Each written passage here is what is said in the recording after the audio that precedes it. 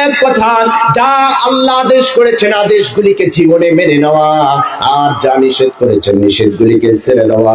এক কথায় বোঝা যায় আল্লাহর হুকুম, যা আদেশ আদেশগুলিকে মেনে নাও, আর আল্লাহ যা নিষেধ করেছেন নিষেধগুলি ছেড়ে দেওয়ার নাম হচ্ছে কার? ইবাদত করা। কথা বলেন কার? আমার ভাইরা, ইবাদত আল্লাহ রাব্বুল আলামিন করতে বলেছেন। আল্লাহর নবীর সাহাবীরা আল্লাহ রাব্বুল আলামিনের ইবাদত করেছিলেন, যার কারণে সাহাবায়ে কেরামেরা আল্লাহর ইবাদত করার কারণে, আল্লাহর হুকুম মানার কারণে, আল্লাহর বিধান জীবনে মেনে নেওয়ার কারণে, সামাজিকভাবে, রাষ্ট্রীয়ভাবে, পারিবারিকভাবে মেনে নেওয়ার কারণে আল্লাহর নবীর সাহাবীদের উপর জুলুম নির্যাতনের স্টিম রুলার চলেছিল। কথা বলেন, কথা ঠিক কিনা? আমার ভাইরা, তাদের মধ্য থেকে একজন সাহাবীর ইতিহাস আমি আপনাদের সামনে তুলে ধরতে চাই। আমার ভাইরা, যেই সাহাবী আল্লাহর নবীর হাতে হাত দিয়ে কালিমা পড়ে মুসলমান হয়েছেন, আমার ভাইরা মুসলমান হওয়ার পরে আল্লাহর নবী, বিশ্ব নবী জনাবি মুহাম্মদ রাসূলুল্লাহ সাল্লাল্লাহু আলাইহি ওয়াসাল্লাম নামাজের ইমামতি করে, আর সাহাবীরা পিছনে নামাজ পড়ে। কথা বলেন, কথা ঠিক কিনা? আমার ভাইরা, ফজরের নামাজ শেষ হয়ে যায় যখন, একজন সাহাবী সালাম ফিরানোর সঙ্গে সঙ্গে বাড়ির দিকে দৌড় দিয়ে যায়। ঠিক তখন আমার ভাইরা এই দৃশ্যটা লক্ষ্য করলেন যিনি আল্লাহর নবীর ডবল জামাই, তিনার নাম হচ্ছে হযরত উসমান রাদিয়াল্লাহু তাআলা আনহু। জোরে বলেন আল্লাহু আকবার।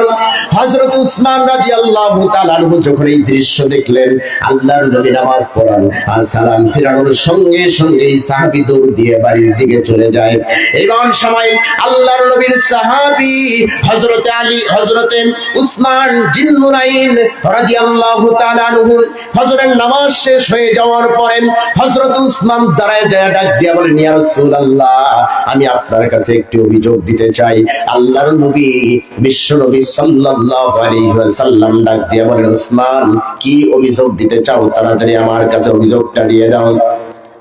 আল্লাহর নবীর সাহাবী হযরত উসমান ডাক দিয়ে বলেন, ইয়া রাসূলুল্লাহ, আপনার একজন সাহাবী আপনার পিছনে জিহাদের ময়দানে যায়, আপনার পিছনে সালাত আদায় করে, আমি লক্ষ্য করে দেখেছি ফজরের নামাজের সালাম ফিরানো শেষ হয়ে যায় যখন, আপনার ওই সাহাবী দৌড় দিয়ে বাড়ির দিকে রওনা দেয়। ঠিক তখন আমি ওই সাহাবীর বিরুদ্ধে আপনার কাছে অভিযোগ দিলাম। আমি আপনার কাছে জানতে চাই, ওই সাহাবীর বাড়ির প্রতি এত কিসের মহব্বত, এত কিসের মায়া?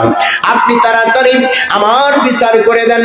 আল্লাহর নবীর কাছে অভিযোগ দেওয়ার পরে আল্লাহর নবী হযরত উসমানকে ডাক দিয়ে বলে, উসমান, বসে যাও, বসে যাও, দেখি আগামী কালকে ওই সাহাবী ওই কাজটা করে নাকি। দ্বিতীয় দিনের দিন আবার হযরত উসমান দাঁড়ায় গেলেন, দাঁড়ায় ডাক দিয়ে বলেন, ইয়া রাসূলুল্লাহ, ইয়া নবী আল্লাহ, ও নবীজি, আজকে ওই সাহাবী বাড়ির দিকে চলে গেছেন। আল্লাহর নবী আবার ডাক দিয়ে বলেন, উসমান, বসে যাও, দেখি তৃতীয় দিনের দিন আবার ওই কাজ করে নাকি। আল্লাহর নবী যখন উসমানকে আবার বসায় দিলেন, তৃতীয় দিনের দিন ফজরের নামাজের সালাম ফিরানোর পরে আবার লক্ষ্য করে দেখে ওই সাহাবী বাড়ির দিকে দৌড়ানো শুরু করেছে। জোরে বলেন আল্লাহু আকবার। আমার ভাইরা, নামাজ শেষ হয়ে যাওয়ার পরে, কথা শেষ হয়ে যাওয়ার পরে হযরতে আলী, হযরত উসমান রাদিয়াল্লাহু তাআলা আনহু আবার নবীজিকে লক্ষ্য করে ডাক দিয়ে বলে, ইয়া রাসূলুল্লাহ, আমি এবার লক্ষ্য করে দেখেছি আপনার ওই সাহাবী আবার বাড়ির দিকে দৌড় দিয়ে চলে গিয়েছে। আল্লাহর নবী এবার ডাক দিয়ে বলেন, ও আমার সাহাবীরা, যে সাহাবী প্রত্যেক দিন সালাম ফেরানোর সঙ্গে সঙ্গে বাড়িতে দৌড় দিয়ে চলে যায়, আমি নবীজি ওই সাহাবীর বাড়িতে যেতে চাই, তোমরা কি আমার সাথে কেউ যাবে নাকি?